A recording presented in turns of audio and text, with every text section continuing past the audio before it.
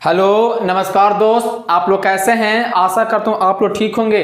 Concept king channel पर आप लोग का स्वागत है। आज मैं निश्चयवाचक सर्वनाम और सर्वनामिक विशेषण में अंतर बताऊंगा और किस तरीका से हम लोग क्वेश्चन को पकड़ते हैं। सर्वनामिक विशेषण और निश्चयवाचक सर्वनाम किस तरीका से क्वेश्चन छपता है एग्जाम में और किस तरीका से हम लोग पकड़ते हैं कि कौन सर्वनामिक विशेषण है और कौन निश्चयवाचक सर्वनाम है। चलिए हम लोग स्टार्ट करते हैं। अगर समझ में आए तो चैनल को सब्सक्राइब और लाइक और कमेंट जरूर करें। चलिए स्टार्ट करते हैं। पहला है निश्चयवाचक सर्वनाम और इस साइड है सर्वनामिक विशेषण। तो यह मेरा पेन है, यह मेरा पेन है। तो आप लोग ध्यान से समझे, यह मेरा पेन है तो यह क्या है? सर्वनाम। मेरा क्या है? सर्वनाम। पेन क्या है? पेन संज्ञा है। अब आप लोग पूछेंगे कौन संज्ञा है? तो पेन हमेशा जातिवाचक संज्ञा हो गया। क्यों? क्योंकि पेन में ढेर सारा पेन हो गया, यानी पेन होगा जातिवाचक संज्ञा।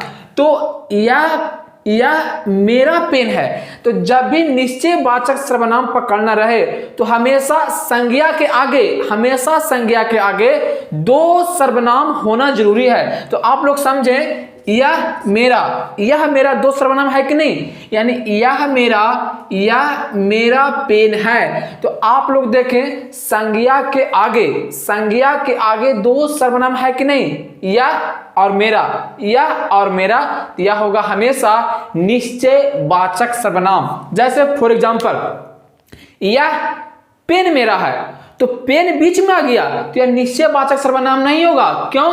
ये चल गया सर्वनामिक विशेषण। आगे है यह मेरा मकान है, यह मेरा मकान है। तो आप लोग समझे, मकान संज्ञा है। कौन संज्ञा? मकान है, जातिवाचक संज्ञा मकान है।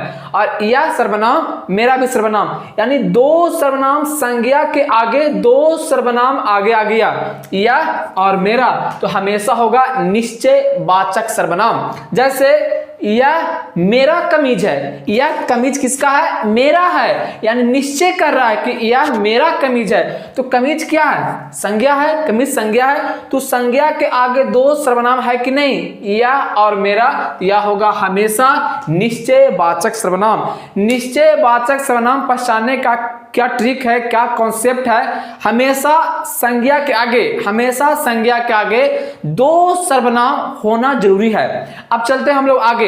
सर्वनामिक विशेषण पहचानने के क्या है? दो सर्वनाम के बीच में एक संज्ञा होना जरूरी है। जैसे यह पेन मेरा है तो यह भी क्या है? सर्वनाम है। यह भी सर्वनाम है, लेकिन पेन क्या है? पेन एक प्रकार की संज्ञा है। तो दो सर्वनाम के बीच में मेरा यह दो सर्वनाम के बीच में एक संज्ञा आया तो बोलेंगे सर्वनामिक विशेषण। यह हुआ सर्वनामिक विशेषण।